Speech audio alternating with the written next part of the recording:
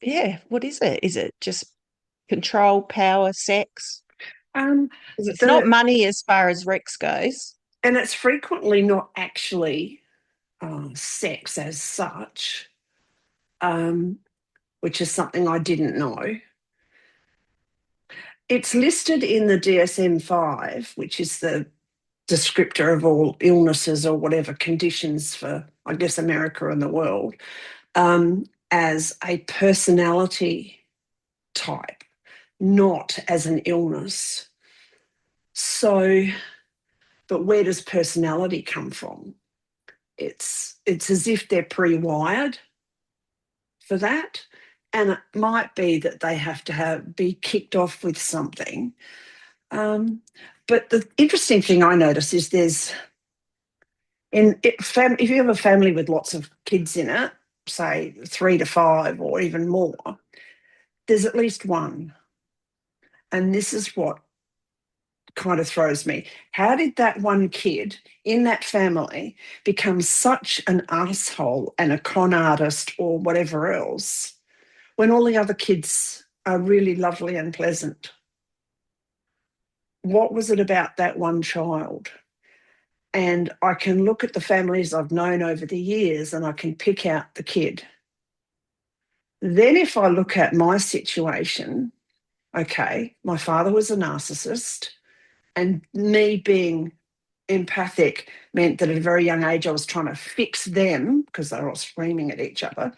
So I just continued with that, in which case I became the fixer and had, if you're a narcissist, pick me because I'll fix it for you on my head. So I went on to have relationships with similar people, in each case, people that wanted, what do they want? They want a degree of control, but they also want what's inside of you. It's like they want your personality because they know theirs is broken. So they think they can do that by owning you and controlling you, and it doesn't work. And then looking back, I look at one of my mother's sisters was awful. She was lovely in one sense, but she was incredibly selfish and self involved, like to an unspeakable level. Then I look at my dad's sister, and she was the same. And she had this childlike thing. She stayed living with mummy and daddy nearly all her life. And Mm. she was the princess in the house with the frilly bedroom, and mummy did everything for her. It just, yeah, there just seems to be one in every kind of family sometimes. And it's so there's obviously just a variation in personalities, and they end up with that end of it. So, and they really don't care.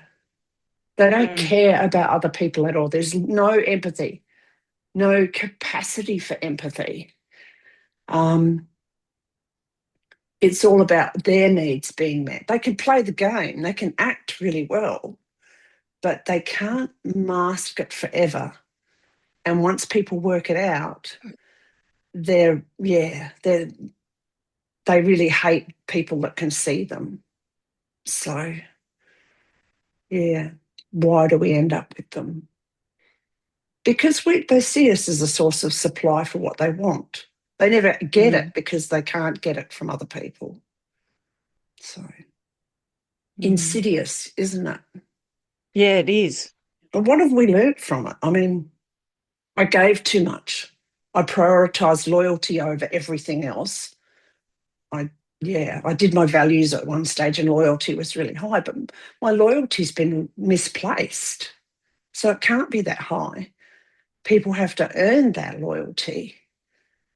Um, Not earn it actively, but just they have to be worthy of my loyalty now. Whereas prior, I would just be loyal.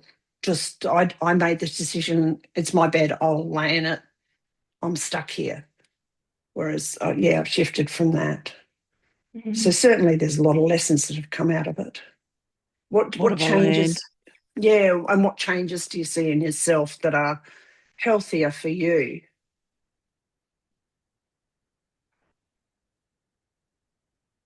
That's a good question. I don't know whether I've got a clear answer.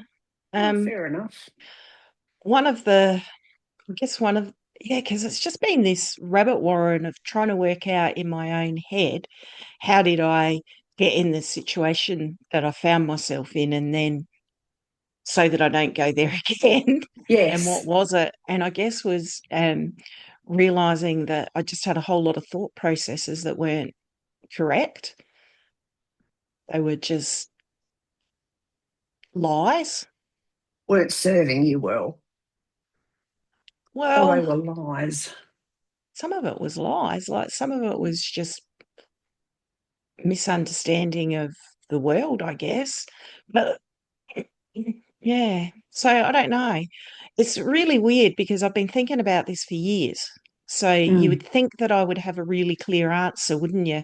And in the last 6 months, I've been Mm. thinking about it even more because I thought I actually want to be able to put it into dot points in a paragraph or, three. Yeah. And I've found it really hard to do that. It's just this spaghetti mash of thoughts in my head that I find really hard to document. Mm. And I don't know why that is, but it just is. It just is Mm. what it is. It's just all this mash of stuff. And maybe it's because I'll have these thoughts and try and think about it, and then it'll get too hard. So I'll go and do something else. So it's Yeah. probably that I've never just sat down and thought, okay, just write this out. Yeah. What I see in that is something I do, which is I've tried to logic it out, and I've Mm, tried to understand. mm. You can't. You can't understand and you can't logic it because Well, you can't narcissism is not understandable and certainly not logical. no, well, you can't understand the other person, but I want to understand myself. Yep. It's like, how Mm. did I, like, what was it? What were my own vulnerabilities that led me to Be choosing susceptible. somebody? Yeah, yeah, Mm. choosing somebody that was so bad for me. For starters, I think that you didn't choose them, they choose us, is one Well, thing. that's true. I do agree with that. Yeah. But not everybody would then follow that through. Like, even if they were chosen, they, they would get out of the relationship sooner. Most would because the people being chosen, Mm. they are modifying everything, their behavior, their beliefs, what they say to you to fit you. Yeah, I know. That's hard to Mm. imagine, isn't it? Yeah, because Mm, we're blunt and honest, which is always looked down on in some ways. But the reality mm, is you get what you get with us. Where, yeah, with mm, them, you get the absolute opposite. If they say mm, it's red, it's probably green. mm. It's, yeah. Um, Something we used to say about someone a long time ago, or my family did, it was a joke, and it was, how can you tell when blah is lying? Their mouth's moving. I like. And it was true because narcissists will lie about the most inane, stupid things just because they basically want to. It's almost like one upmanship. I'm going to tell you this, but it's not true. And I get a kick out of that. Yeah. So, so little's, I Yeah, mean, actually, the more I think about it, mm, maybe there is. But we've all got elements of narcissism because that's the thing. yeah, All of us want to protect ourselves and look out for ourselves. And actually, I don't even know whether that would truly be called narcissism because we need to yeah, self-preserve. What's the yeah. word? We need to have Self, self-preservation yeah. as to a certain degree. And I I, don't think that self-preservation is necessarily going to go down the road of narcissistic no, behaviors. I guess narcissism is self preservation driven by the belief, or not even an overt belief, um, but an underlying belief that says nobody else is important. I can play the Mm, game to get off what I want mm, off them. But mm, if you're not giving me anything, whether it be attention, my ears, whatever, you are a non entity. You don't mm, actually exist. And in fact, if mm, you're in their face in that time, they will get pissy with you because so my very mm, existence is mm, irritating. Yeah. mm. But it's hard, isn't it, when you've got someone like that in your life? It's just like you've got to remember, okay, I've got to actually find the truth here. What is the And truth? What is the lie? And what is the exaggeration? Yeah. I don't need to correct it. And I Oh, also yeah, that's probably right.